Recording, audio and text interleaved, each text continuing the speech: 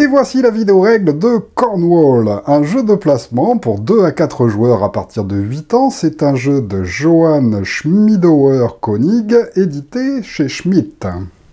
Au niveau du matériel, on commence par un petit plateau qui servira à décompter les scores des joueurs. Chacun a donc un marqueur à sa couleur qu'il va pouvoir disposer sur la case 0 ici. Ensuite, nous avons un pub des Cornouailles qu'on va disposer à côté du plateau de score. Nous avons ensuite des meeples à la couleur de chaque joueur, chacun va donc les récupérer. Il en a 4 petits de valeur 1, nous en avons 2 de valeur 2 et un gros de valeur 3. Ensuite, chacun va aussi recevoir des pièces provenant d'une réserve commune, chacun va en recevoir une avant de débuter la partie. Et puis en plus de ça, chaque joueur va aussi avoir une petite aide de jeu sous cette forme-là qui présente toutes les règles dont vous aurez besoin pendant la partie. Les pièces restantes seront disposées non loin du plateau de score, et ensuite vous allez trouver un ensemble de 11 cottages, comme ceci, que vous allez pouvoir construire, et qu'on va disposer aussi à côté du pub. Pour finir, vous trouverez une grande tuile de départ qui présente les 5 paysages que vous trouverez dans le jeu. Nous avons les marais, nous avons les forêts, nous avons les prairies, les villages et les montagnes. On va disposer cette tuile au centre du jeu. Et ensuite, vous allez trouver un gros ensemble de grandes tuiles triangulaires comme ceci que vous allez bien mélanger et disposer face cachée à côté du plateau de jeu. Nous sommes alors prêts à débuter la partie, mais quel est le but du jeu? Eh bien, les joueurs sont à la tête d'un clan avec différents personnages qui vont arpenter les différentes régions des Cornouailles. Effectivement, nous sommes dans le sud-ouest de l'Angleterre, dans cette magnifique région, et nous allons petit à petit découvrir le paysage et envoyer nos personnages découvrir ces paysages et les revendiquer. Quand ils auront fini de les revendiquer, ils seront un petit peu fatigués et ils auront boire un coup au pub. Il faudra donc ensuite les récupérer pour les réutiliser et remarquer des points. En fin de partie, celui qui a obtenu le plus de points de victoire sur le petit plateau individuel l'emportera. Alors, pour le déroulement, eh bien, ça va se dérouler en tour de jeu. On va commencer par un premier joueur choisi de la manière que vous voulez, et ensuite, à tour de rôle dans le sens des aiguilles d'une montre, les joueurs effectueront leur tour jusqu'à ce qu'on place la dernière tuile du jeu qui indiquera la fin de partie. Lors du tour d'un joueur, celui-ci aura 3 choses à faire. Premièrement, il sera toujours obligé de tirer une tuile pour construire le paysage. Deuxièmement, il pourra placer un ou plusieurs personnages sur la tuile qu'il vient de mettre, mais ça c'est une option, ce ne sera pas obligatoire. Et enfin, troisièmement, il y aura peut-être un comptage qui sera effectué en fonction de ce que le joueur a fait. Ceci étant fait, on passera au tour du joueur suivant, et ainsi de suite jusqu'à la fin du jeu. On commence donc par notre premier joueur, qui va tout simplement tirer la tuile du dessus du paquet, et qui va devoir la placer en jeu. Alors pour la placer, on va être obligé déjà de coller les tuiles déjà présentes. Et en plus de ça, la tuile que l'on va placer devra toucher par 2 côtés au moins les tuiles déjà présentes. Donc par exemple, il sera interdit de placer une tuile comme ceci, car là, elle ne toucherait que par un seul côté. Là par contre, elle touche par 2, donc je peux très bien la placer comme ceci. En plus de ça, lorsque je place une tuile, je suis obligé d'agrandir un territoire déjà présent. Donc de mettre une forêt à côté d'une forêt, ou bien une montagne à côté d'une montagne, ou bien sur la tuile que j'ai tirée, un village à côté d'un village. Donc là, par exemple, notre joueur pourrait décider de la poser ici. Effectivement, plus vous allez agrandir de territoire avec la tuile que vous posez, plus vous aurez la possibilité de gagner de l'argent. Et vous allez voir que cet argent va être assez essentiel plus tard. Donc si j'agrandis un seul type de territoire, malheureusement, je ne recevrai rien de la banque. Par contre, si j'agrandis 2 territoires du plateau, à ce moment-là, je vais gagner une pièce de la banque. Donc là, c'est le cas, puisque j'ai agrandi les villages et j'ai agrandi les montagnes. Je reçois donc cette pièce que je peux disposer avec mon petit pécule. Si jamais j'avais réussi à agrandir 3 territoires à la fois, à ce moment-là, j'aurais reçu 2 pièces de la banque, mais autant dire que c'est quand même assez complexe. Ensuite, ma deuxième phase, c'est celle du placement des personnages. Alors attention, cette phase n'est pas obligatoire, c'est moi qui choisis si je veux le faire ou non. Pour marquer des points grâce au territoire, il faudra que je place des personnages, donc c'est quand même assez intéressant, surtout en début de partie. Donc là, par exemple, j'ai posé cette tuile-là, je peux donc poser sur cette tuile que je viens de mettre un ou plusieurs personnages. Si je décide de placer un personnage sur une case, effectivement, il ne peut y avoir qu'un seul personnage par case, et bien à ce moment-là, ce sera gratuit. Donc là, je peux décider, par exemple, de poser un personnage ici ou un personnage là, parce qu'il y a des grands territoires qui commencent à se préparer, et nous verrons plus tard que plus les territoires sont étendus, plus ils rapporteront de points. Donc là, par exemple, je pourrais décider de le placer ici gratuitement. Ensuite, si je veux placer un autre personnage, eh bien, il faudra cette fois-ci que je paye une pièce. Si je veux placer encore un autre personnage, il faudra que je paye 2 pièces supplémentaires. C'est-à-dire qu'au total, si j'en place 3, par exemple celui-ci et celui-là, le premier est gratuit, le deuxième coûte 1, le troisième coûte 2, donc au total, ça m'aura coûté 3 pièces. Malheureusement, je ne les ai pas, donc je ne vais pas pouvoir faire ça, ça c'est sûr. Ensuite, pour le placement des personnages, par contre, vous avez le choix, vous pouvez mettre le personnage de la taille que vous voulez. Effectivement, la taille va permettre des fois de départager des égalités si d'autres joueurs viennent vous embêter sur un territoire. Donc là, notre joueur pourrait décider, au lieu de placer un petit, de placer un moyen, car il aura une valeur 2, nous le verrons plus tard. Et puis ensuite, il décide aussi d'en placer un deuxième ici, à ce moment-là, ça lui coûte donc une pièce qu'il paye à la banque. Enfin, on va vérifier s'il n'y a pas un décompte qui va s'effectuer. Effectivement, il y aura décompte si jamais un territoire ne peut plus être agrandi par la disposition des tuiles, ou bien si on a placé une tuile où il y a un cottage de présent. Là, ce n'est pas le cas, il n'y a pas de cottage, et on peut encore continuer le territoire correspondant au village et agrandir le territoire correspondant ici aux montagnes, donc le tour passe tout simplement au tour du joueur suivant.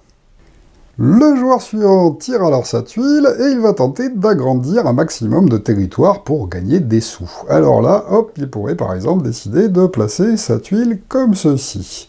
Là, il agrandit le territoire de la montagne et il agrandit le territoire forêt. Comme il agrandit 2 territoires, il reçoit une pièce de la banque qu'il peut disposer devant lui. Ensuite, attention, ici il y a un cottage de représenté sur la tuile. Effectivement, certaines d'entre elles ont comme ceci un petit cottage de dessiné.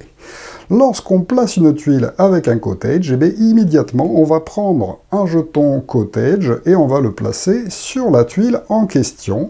Cela va indiquer qu'il y aura un décompte d'effectué pour le territoire correspondant une fois que ce joueur aura fini complètement son tour.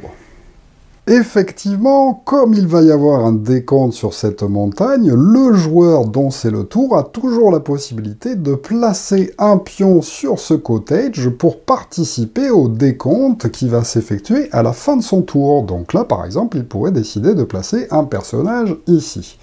Alors il choisit la taille du personnage qu'il veut, en sachant que le joueur qui va marquer des points pour ce territoire sera celui qui aura la majorité en points de personnage. Nous avons vu que les petits valent 1 point, que les moyens valent 2, et que le gros que chaque joueur a correspond à 3 points. Donc là, par exemple, pour prendre la majorité sur les montagnes, notre joueur aurait tout intérêt à placer un personnage de niveau 2. En revanche, son premier personnage est gratuit, mais sur le territoire, il y a déjà un personnage adverse. Et bien, par personnage qui est déjà présent sur ce territoire, ce joueur va devoir payer 1. Donc là, c'est gratuit ce placement, mais par contre, comme il y a déjà quelqu'un, il va devoir régler 1 à la banque. Ensuite, il pourrait décider de poser un deuxième personnage, par exemple, sur la forêt. En revanche, comme c'est le deuxième personnage qu'il place dans le tour, celui-ci va lui coûter 1 aussi. Donc il pourrait décider de le faire s'il le souhaite, mais c'est à ses risques et périls. Allez, il décide de le faire quand même, pof, il paye, et du coup, il n'a plus du tout d'argent. Enfin, on vérifie si un décompte est effectué. Là, il y a effectivement décompte, car nous avons vu qu'on a placé un cottage, et que dès qu'un cottage est placé, il y a décompte sur le territoire correspondant. Donc là, notre joueur bleu a bien joué, car c'est lui qui a la majorité par rapport au joueur rouge, puisqu'il a 2 points de personnage contre 1. C'est donc lui qui va remporter le décompte de la montagne. La montagne, c'est très simple, elle va rapporter 1 point de victoire par case qui constitue le territoire. Donc 1, 2, 3, comme il y a 3 cases de montagne, le joueur bleu va marquer 3 points. Il avance donc tout simplement son marqueur de 3 sur le pourtour du plateau de jeu, et ensuite les personnages qui sont sur ce territoire vont être retirés car ce décompte a déjà été effectué. Mais les joueurs ne vont pas les récupérer directement, car effectivement, après avoir bien exploré la montagne, les personnages sont fatigués et ils vont aller boire un coup au pub. Le tour du joueur bleu est alors terminé, on passe au tour du joueur suivant. Alors le joueur suivant tire sa tuile et il va la placer en jeu. Mais attention, ici il y a donc la montagne qui a déjà été décomptée. À partir du moment où un territoire a été décompté avec un cottage, il sera maintenant interdit de l'agrandir. Donc là, maintenant, il devient impossible de placer une tuile de montagne à côté des montagnes qui ont déjà été décomptées. Il va donc falloir placer cette case de montagne ailleurs sur le jeu. Par contre, on peut très bien, par exemple, poser la tuile comme ceci, car là, ça va agrandir effectivement la forêt, et par contre, il n'y a aucune montagne qui est en contact avec les montagnes déjà décomptées. En plus de ça, sur cette tuile, nous avons un petit drapeau qui est apparu. Alors ces petits drapeaux vont indiquer que le terrain en question, qui a ce drapeau, va être décompté encore plus cher que d'habitude. C'est-à-dire que les montagnes, au lieu de rapporter 1 point par case, rapporteront 2 points par case si un drapeau s'y trouve. Donc là, c'est intéressant, mais il ne peut pas le faire ici. Donc imaginons par exemple qu'il décide de le placer comme ceci, il a tout à fait le droit, car là il va agrandir la forêt. Comme il n'agrandit qu'un seul territoire, par contre, malheureusement, il ne reçoit pas de pièces de la banque. Ensuite, il décide s'il place ou non des personnages. Là, par exemple, s'il place un personnage, ça ne lui coûterait rien du tout, puisque le premier personnage est gratuit. Malheureusement, s'il décide de le poser sur cette forêt où il y a déjà un personnage adverse, ça lui coûtera 1. Donc à lui de voir est-ce qu'il veut se mettre sur cette forêt. Mais vous avez vu, il est facile en fait de dépasser les égalités, surtout en début de partie. Donc peut-être que ce n'est pas une très très bonne idée. Là, par contre, il sait que ce territoire de montagne va rapporter beaucoup, car les points vont être doublés, il pourrait donc décider de placer un personnage à cet endroit-là. Comme il n'a pas envie de se faire piquer, eh bien, imaginons, il décide directement de mettre son personnage de niveau 3. Ce premier personnage ne lui coûte rien, ensuite il décide s'il veut en placer un deuxième ou non. S'il place un deuxième ici, ça lui coûtera 1, car ça sera le deuxième personnage qu'il a placé dans le tour. Par contre, maintenant, il lui sera impossible d'en placer un ici, car il lui coûterait 1 point, plus 1 sou parce qu'il y a un personnage, donc 2 sous s'il se place là. Impossible pour lui, car il n'a pas récupéré de pièces, et il n'en a qu'un. Il décide donc d'arrêter son tour ici. Enfin, d'arrêter de placer des personnages à ce moment-là. Et là, on vérifie s'il n'y a pas un décompte qui va être effectué. Effectivement, ici, c'est le cas, car il vient de fermer complètement le territoire du joueur rouge par d'autres tuiles. Il est donc maintenant impossible d'agrandir le petit village qui se trouve ici. Donc, le décompte pour le joueur rouge va s'effectuer immédiatement. Comme ce village est constitué par 2 cases, ça fait donc 1 point et 2 points pour le joueur rouge, qui est tout seul dessus. Donc le joueur rouge marque 2 points, et ensuite son personnage part boire un coup au pub. On passe alors au tour du joueur suivant. Alors, le joueur vert tire cette tuile-là. Alors, vous comprenez que ça commence à être assez tactique. Effectivement, là, il vient de tirer une tuile où il y a un petit cottage de représenté, ce qui veut dire que quand ça va être placé en jeu, il va y avoir un décompte sur la forêt en question. Donc par exemple, il pourrait décider de placer sa tuile là ou là pour venir fermer et finir le territoire avec toutes ces forêts. Donc au total, ça fera 5 forêts. Par contre, s'il fait ceci, il va pouvoir aisément dépasser le joueur bleu qui n'a qu'un point en plaçant un gros personnage, mais ça va lui coûter une pièce. Et là, en plaçant ici, il n'agrandira qu'un seul territoire, que le territoire de forêt, donc il ne recevra qu'une seule pièce, enfin aucune pièce, pardon, de la banque, mais il n'a pas agrandi deux. Ou sinon, il pourrait par exemple choisir d'agrandir ici. Là, comme il agrandirait 2 territoires, il gagnera une pièce de la banque. Et ensuite, il pourra décider de se placer là pour faire le décompte de cette mini-forêt. Il y a aussi la possibilité, bon là c'est pas très avantageux, de le placer comme ceci, et à ce moment-là, il y aura décompte de la forêt sur une seule case. Mais c'est peut-être pas très rentable, car ça ne rapportera qu'un seul point de victoire. Donc voilà, vous comprenez qu'il y a plein de choix tactiques à effectuer. Donc on peut aussi bloquer les autres joueurs. On peut très bien aussi décider, par exemple, de se placer comme ceci, pour que le joueur jaune marque très peu de points avec sa petite tuile à cet endroit-là. Donc vous voyez, il y a plein de tactiques différentes. Alors imaginons qu'il ait envie, par exemple, de jouer là, tant pis, pof, il n'agrandit que la forêt, il ne gagne donc pas dessous de la banque. En revanche, il a envie de prendre la majorité sur la forêt, évidemment, donc il place un personnage ici, qui est gratuit pour le placement, mais par contre payant car il y a quelqu'un. Il paye donc 1 à la banque, et ensuite il aurait bien aimé placer un deuxième personnage, mais là il ne peut plus car il n'a pas de sous dans sa réserve. Son tour est donc terminé, puisqu'il n'y a pas de décompte qui s'effectue. Si, il y en a un, pardon. Puisque justement, il a placé ça exprès ici. Donc j'ai oublié, pof, on place le cottage, et là, on compte les points pour la forêt. La forêt rapporte donc 1, 2, 3, 4, 5 points. 5 points, c'est bien le vert qui l'emporte. Il avance de 5 sur le petit parcours, et les 2 personnages qui sont dans la forêt partent boire un coup au pub. Attention, on ne peut plus agrandir non plus cette forêt qui a déjà été décomptée. On repasse au tour du joueur rouge. Alors celui-ci tire une tuile et il choisit où il la place. Alors attention, des fois il va falloir faire preuve d'ingéniosité. Là, il y a de la forêt, il y a de la montagne, mais il est interdit d'agrandir la forêt qui a déjà été décomptée ou la montagne qui a déjà été décomptée, donc il ne va pas pouvoir jouer sa tuile à cet endroit-là. Il aimerait bien quand même toucher 2 endroits. Et bien là, par exemple, il pourrait très bien décider de se placer comme ceci. Il agrandit bien la forêt là, il agrandit bien la montagne là. Comme il agrandit 2 territoires, il reçoit une pièce de la banque. C'est lui. Il en avait bien besoin, car vous avez compris que l'argent est quand même assez essentiel, surtout pour prendre des majorités aux autres joueurs, car il va falloir payer pour chaque pion qui est déjà présent sur un territoire.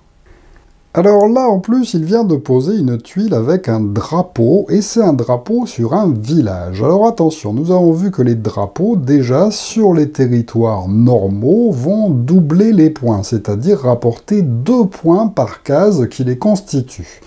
Eh bien, pour les drapeaux qui sont dans les villages, c'est encore mieux, ça rapportera 3 points par case qui constituent les villages avec un drapeau. Donc ça, c'est vraiment les meilleures tuiles du jeu. Toutes les autres valent seulement 2 points.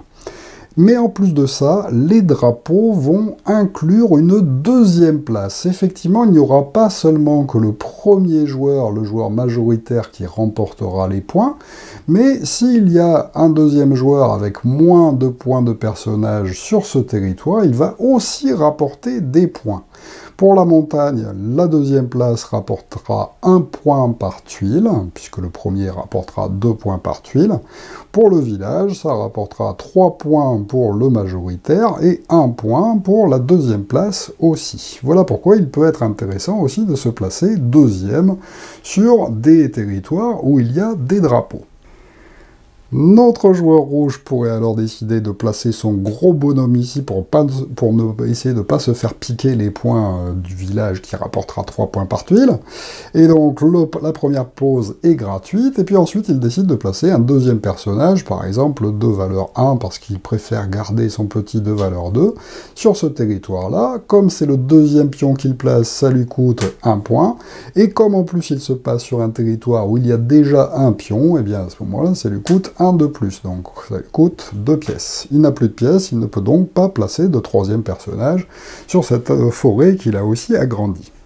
Alors, le petit pré qui est ici vient de se faire fermer complètement, donc normalement il y aurait un décompte d'effectuer dessus, mais comme il n'y a aucun pion de placé, eh bien il n'y a pas de décompte. Et on passe donc au tour du joueur suivant, le joueur bleu qui tire aussi une tuile. Oh là là, une tuile avec 2 villages et une montagne. Toujours pareil, il n'a pas le droit de le mettre pour agrandir la montagne qui se trouve là, par contre il pourrait très bien décider de se placer comme ceci pour agrandir le village et agrandir la montagne. Ça lui rapporte donc une pièce qu'il prend de la banque et qu'il place devant lui. Alors attention, on n'est pas limité à un seul personnage par territoire, donc un joueur pourrait très bien décider ici de poser 2 pions pour dépasser le joueur rouge. Effectivement, s'il arrive à poser un gros pion pour être à égalité 3 contre 3 et ensuite un petit pion ici, ça lui fera donc 4 points de personnage contre les 3 points du rouge, et donc c'est lui qui gagnerait la majorité. Malheureusement, ça va lui coûter un peu cher, car placer le premier, ça va lui coûter 1 point, car il y a un personnage déjà dans le territoire, et à placer son deuxième personnage va déjà lui coûter une pièce, parce que c'est le deuxième qu'il met dans le tour, et en plus, comme il y a déjà 2 personnages, effectivement, on compte aussi les siens sur les territoires, eh bien ça va lui coûter 2 en plus. Donc je résume, 1 point pour le premier, enfin une pièce pour le premier, et 3 pièces pour le deuxième, donc 4 pièces en tout. Malheureusement, il ne les a pas, il ne va donc pas pouvoir effectuer ceci. Il aurait pu alors décider de se placer ici sur la montagne, mais là par contre sur cette montagne il y a déjà 2 pions, donc même si son premier placement est gratuit, comme il y a 2 pions, ça lui coûterait aussi 2. Malheureusement, il n'a qu'une seule pièce, il ne peut donc pas effectuer ceci. Donc il décide de faire ça, tant pis, il sera égalité avec le rouge, mais il espère bien marquer autant de points que lui, nous verrons ceci tout à l'heure. Il paye donc 1 à la banque, car il y a déjà un personnage, et ensuite on vérifie s'il y a un décompte. Ici on peut toujours continuer le territoire de montagne, donc il n'y a pas de décompte là, il n'y a pas de décompte ici. On passe au tour des joueurs suivants. Le suivant, c'est le joueur jaune qui pourrait décider de tirer une tuile et donc de la placer en jeu. Alors là, par exemple, comme il est jaune, il se dit « je ne vais pas pouvoir gagner la majorité, ça coûte trop cher de venir sur ce terrain-là. Et j'ai pas très envie de l'agrandir, car ça va faire profiter ces 2 joueurs qui vont marquer plus de points. Donc voilà aussi les placements, il faut faire attention, si ça ne vous profite pas à vous, eh bien il n'a pas trop d'intérêt à agrandir le territoire des autres. Par contre, il pourrait se dire « ici, moi j'y suis, donc ça m'intéresse de l'agrandir, en plus j'ai la majorité, et donc je pourrais par exemple placer ma tuile comme ceci, comme ça elle va agrandir ce territoire-là, je gagne une pièce de la banque déjà, c'est intéressant. Ensuite, comme il y a un petit cottage de le représenter, on va le placer sur cette tuile, il y aura donc un décompte d'effectuer pour la montagne. Comme je suis déjà majoritaire, c'est pas la peine que je rajoute un pion à cet endroit-là.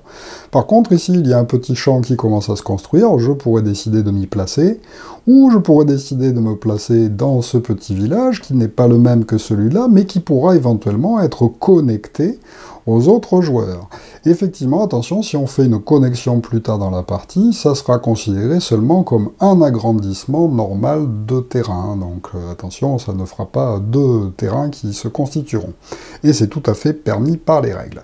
Donc là, en faisant ceci, eh bien, je pourrais me dire que stratégiquement, j'ai bien envie de jouer, allez, il me reste un personnage comme ceci, je le place là, comme c'est le premier, il est gratuit, j'économise mes sous pour plus tard.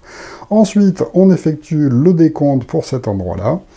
J'ai donc la majorité. Comme c'est une montagne et qui en plus a un drapeau, eh bien ça rapporte 2 points par case. Donc pour le jaune, 1, 2, 3, 4, 5, 6, 7, 8 points de victoire, que je décompte sur le pourtour du plateau de jeu, et le joueur rouge, comme il se retrouve en 2e position et que c'est un endroit où il y a des drapeaux, lui va marquer 1 point par case, c'est-à-dire plus 4. 1, 2, 3, 4. Vous voyez donc, il est intéressant d'être en 2e position sur les endroits où il y a des drapeaux.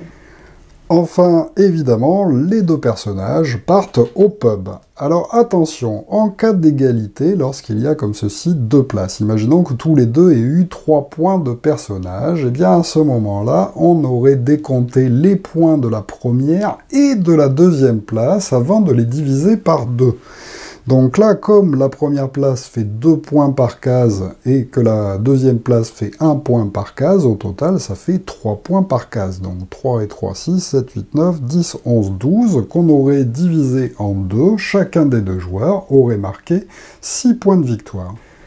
Attention cependant, s'il y avait eu un seul joueur sur ce territoire, il n'aurait marqué que 2 points par case. On n'aurait pas fait le total de la première et la deuxième place, car il n'y aurait pas eu de deuxième place. Si pour la deuxième place, il y a une égalité, imaginons que le premier ait 3 points et que deux autres joueurs se retrouvent par exemple avec 2 points chacun, à ce moment-là, eux se partageront les points de la deuxième place, c'est-à-dire 1 point par case divisé par 2, donc 2 points chacun. Attention, s'il n'y a pas une égalité, à ce moment-là, les points seront arrondis au supérieur. Donc s'il y avait eu 5 cases, eh bien chacun d'entre eux aurait marqué 3 points. Et on passe alors au tour du joueur suivant. Alors attention, de quoi n'avons-nous pas encore parlé? Nous n'avons pas parlé des petites chapelles. Effectivement, sur certaines tuiles, il va y avoir des chapelles de représenter. Si un joueur place une chapelle, donc par exemple là, si je décide de la placer là, déjà, je reçois donc une pièce de la banque, car je réussis à agrandir 2 territoires à la fois. Si j'arrive à placer ensuite un personnage et que je mets dans la chapelle, à ce moment-là, cette chapelle va me rapporter immédiatement 3 points de victoire. Donc c'est assez intéressant de s'y placer. Donc là, notre joueur pourrait décider, allez, moi je me mets avec un personnage de niveau 2, comme c'est le premier que je place, il est gratuit, ensuite je décide si j'en pose un autre. Je peux aussi en poser dans les marais, mais attention, les marais ne seront comptabilisés, eux, qu'en fin de partie. C'est-à-dire que tous les personnages qui seront placés ne rapporteront des points qu'en fin de partie, et par contre, chaque marais rapportera 2 points par case pour le joueur majoritaire, et 1 point pour celui qui est en deuxième position. Donc voilà, les marais sont intéressants pour marquer des points en fin de partie, mais attention, ils vont mobiliser définitivement vos personnages. Donc là, par exemple, je pourrais décider d'en placer quand même un. Comme c'est le deuxième pion que je place, hop, j'ai dépensé tous mes sous. Comme le joueur vert a placé un personnage dans la chapelle, il marque 1, 2, 3, immédiatement 3 points de victoire. Mais ce personnage va rester ici et il servira aussi pour le décompte de la forêt lorsque celle-ci sera terminée, soit en encerclant complètement le territoire, soit en plaçant un territoire avec un cottage de forêt. On passe alors au tour du joueur suivant. Alors attention, comme je vous le disais, si jamais on place une tuile qui agrandit un territoire et fait se joindre 2 types de territoires, donc là par exemple en posant ici, je rejoins ceci, eh bien ce sera considéré comme l'agrandissement d'un seul territoire. Je ne toucherai donc pas une pièce de la banque pour en avoir agrandi 2. Donc ici, c'est peut-être pas très intéressant de le mettre à cet endroit-là. Par exemple, notre joueur rouge pourrait décider de le placer plutôt comme ceci ou comme cela, hop, pour agrandir le territoire sur lequel il est presque majoritaire. Attention ici, comme il agrandit 2 territoires, il reçoit une pièce de la banque. Mais au bout d'un moment, vous aurez compris qu'on va peut-être avoir de moins en moins de pions, et voire peut-être plus du tout de pions. Ceux-ci seront tous au pub. Eh bien, à n'importe quel moment, après avoir placé une tuile et reçu l'argent, donc là c'est le cas, je place la tuile, je reçois l'argent, eh bien, un joueur peut décider de payer une pièce à la banque pour récupérer tous ces personnages qui se trouvent au pub.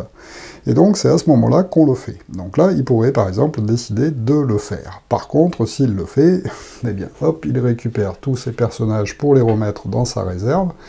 Mais malheureusement, il ne va pas pouvoir placer 2 personnages en jeu, car ça lui coûterait trop cher. Effectivement, si je me place ici, le premier placement est gratuit, mais comme il y a déjà 2 personnages, ça me coûterait 2 pièces. Malheureusement, je ne les ai plus.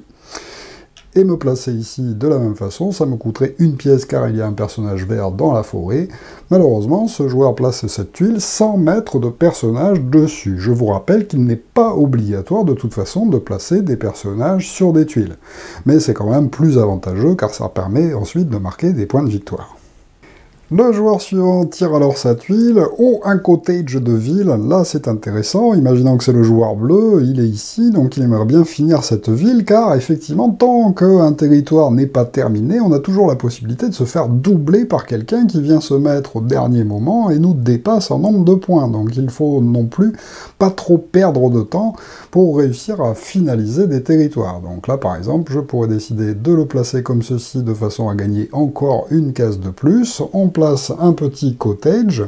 Le joueur bleu n'agrandit malheureusement qu'un seul territoire, donc il ne reçoit pas de pièces. Il ne peut donc pas placer de personnages en plus car il n'a déjà plus d'argent, et vous voyez que l'argent est quand même très important. S'il avait eu de l'argent en plus, il aurait pu prendre la majorité par rapport au rouge et marquer encore plus de points. Donc il faut mieux au maximum essayer de gagner des sous en plaçant ces territoires aux bons endroits pour agrandir un maximum de territoires déjà présents. Mais là, il préfère faire ça car il a peur de perdre trop si jamais il se fait dépasser. À ce moment-là, on a donc deux joueurs à égalité sur la ville. La ville, en plus, il y a un petit drapeau, ce qui indique que c'est des grosses villes qui rapportent beaucoup de points, donc 3 points par case. Et comme il y a une deuxième place à 1 point par case et qu'ils sont à égalité, eh bien ça fait 4 points par case. Donc 1, 2, 3, 4, 5, 6, 7... 7 et 7, 14, 14 et 14, 28. On a donc 28 points de victoire à répartir équitablement entre les deux joueurs, 14 points chacun. Les deux personnages partent ensuite au pub, et c'est parti pour la suite de la partie à tour de rôle jusqu'à la fin. Alors vous aurez compris qu'on voit le nombre qu'il reste de cottages, donc comme ça donne une estimation en fait sur les derniers cottages qui vont être placés. On comptera quand même les points en fin de partie, nous allons le voir, mais pour l'instant on continue jusqu'à ce qu'on place la dernière tuile en jeu. Alors attention, avec les cottages qui interdisent d'agrandir certains territoires, les placements vont devenir de plus en plus complexes et il va se passer des choses. Donc là par exemple, si le joueur vert avait envie, il aurait bien aimé agrandir ici, mais il ne peut pas placer sa tuile comme ça, car là ça rajouterait une tuile à ce territoire qui a déjà été décompté, car il y a un cottage de placer dessus. En revanche, rien ne l'interdit de placer sa tuile comme ceci. Là, il agrandit bien 2 territoires, il reçoit donc une pièce de la banque qu'il ajoute. Et il y aura quand même un décompte d'effectuer sur la forêt, car il vient de la terminer à cet endroit-là. En plus de ça, il va aussi y avoir un décompte ici sur la montagne, car ici, il sera impossible de mettre une nouvelle tuile. Effectivement, les tuiles n'ont pas la forme adéquate pour qu'on puisse remplir les petites zones qui se forment comme ceci. Il y aura donc aussi un décompte d'effectuer sur la montagne, ce qui lui permet, s'il le souhaite, de placer en fait un personnage à cet endroit-là pour effectuer le décompte à la fin de son tour. Donc là, par exemple, il pourrait très bien décider de se placer là gratuitement, de placer un autre pion ici, comme il y a déjà un pion à l'intérieur, le deuxième lui coûte 1, plus 1 point parce qu'il y a un bonhomme ici, et puis s'il avait eu assez d'argent, il aurait même pu se placer ici, car comme il y a un cottage qui apparaît, il y aura aussi un décompte d'effectuer sur ce petit terrain. Mais là, par contre, ce serait son deuxième personnage de placer, ça lui coûterait 2 pièces. Malheureusement, il n'en a qu'une, il ne peut donc pas faire ça, il va falloir faire un choix. Hop. Lorsqu'enfin on placera la dernière tuile, eh bien le joueur finira son tour de manière classique, cependant, donc hop, par exemple, il la pose ici, voilà, il effectue son tour jusqu'à la fin, et ensuite on passera au décompte final. On va compter quand même tous les territoires par la manière classique, même s'ils ne sont pas terminés. On comptera évidemment les marais que l'on n'a pas comptabilisés en cours de jeu, puisqu'on ne les compte qu'à la fin, et ça va peut-être faire des petites différences. Et enfin, les joueurs marqueront un point de victoire supplémentaire par pièce qu'il leur reste éventuellement devant eux. Si jamais il y a une égalité, c'est le joueur qui justement a aussi le plus de pièces encore devant lui qui départagera l'égalité. Voilà donc pour Cornwall, vous l'aurez compris, un excellent petit jeu de placement, enfin petit, pas si petit que ça, car il y a quand même pas mal de règles à se rappeler. Il faudra bien faire attention lorsque vous posez les tuiles en jeu, de vérifier à chaque tour s'il n'y a pas des territoires qui se terminent, car on a vite fait d'être un petit peu perdu. Mais voilà, c'est quand même assez riche. Alors évidemment, ça ressemble beaucoup à Carcassonne, hein, pour ceux qui connaissent, un jeu de placement qui a été vendu à des millions d'exemplaires. Donc là, ça ressemble, mais comme si c'était un Carcassonne avancé, avec des règles beaucoup plus complexes sur la gestion des ouvriers qu'il va falloir récupérer quand ils partent au pub. Mais pour cela, il faut des sous. Pour les sous, il faut réussir à placer, à agrandir des territoires, et peut-être pas agrandir forcément ceux qui nous arrangent. Et donc voilà, il y a plein de petites tactiques à découvrir en jouant. Voilà pour Cornwall, merci de m'avoir suivi et à très bientôt pour une nouvelle vidéo règle. Au revoir.